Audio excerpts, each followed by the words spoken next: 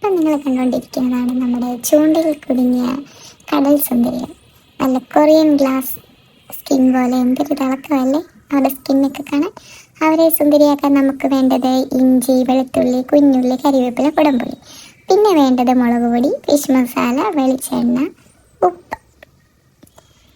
Yes, അപ്പം നമുക്കൊരു മൺചട്ടി ഇല്ലാത്തത് കൊണ്ട് നോൺ സ്റ്റിക്കിൻ്റെ ഒരു ഫ്രൈയിങ് പാൻ എടുത്ത് അതിലേക്ക് എണ്ണ ഒഴിക്കുക.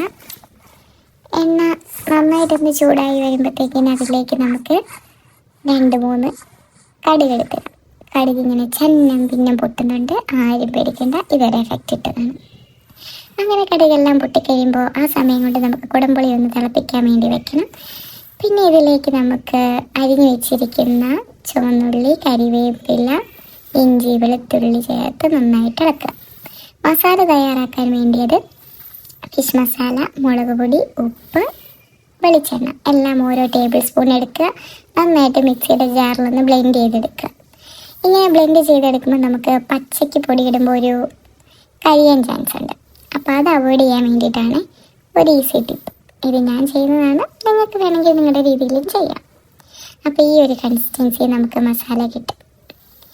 ഇതിനെ നമുക്ക് മൂപ്പിച്ച് വെച്ചിരിക്കുന്ന ഇഞ്ചി, വെളുത്തുള്ളി, കുഞ്ഞുള്ളിക്കകത്തേക്കിട്ട് ഒരു 2 മിനിറ്റ്സ് നന്നായിട്ട് ഇളക്കി കൊടുക്കുക. നന്നായിട്ട് അതൊന്ന് ചൂടായി വന്നു കഴിയുമ്പം അതിലേക്ക് നമുക്ക് തിളപ്പിച്ച് വെച്ചിരിക്കുന്ന ഈ കുടംപുള്ളിയുടെ വെള്ളം ഒഴിക്കുക.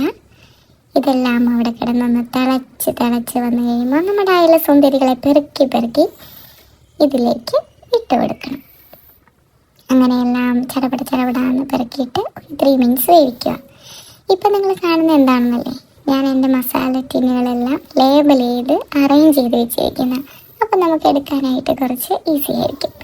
ആ സമയം കൊണ്ട് നമ്മുടെ മീൻ ഇവിടെ തിളച്ച് വന്നിട്ടുണ്ട്.